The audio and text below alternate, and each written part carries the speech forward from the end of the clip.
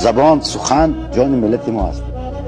همین زبان بود، این سخن بود که ما را در طول نمیدونم 5000 سال زنده نگاه داشت. یا همه چیز باید دادیم در شیر بازار از زبان وطن. فقط زبان ماند.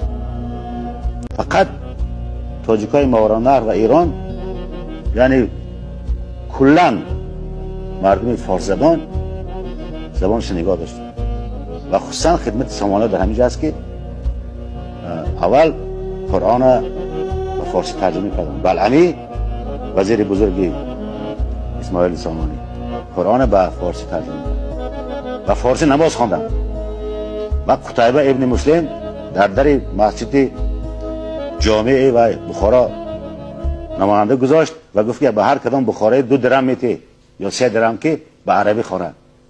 بخارا 2 درم میگرفتن و میدرامدن به فارسی نماز بخوندن. اینم مردانگی است.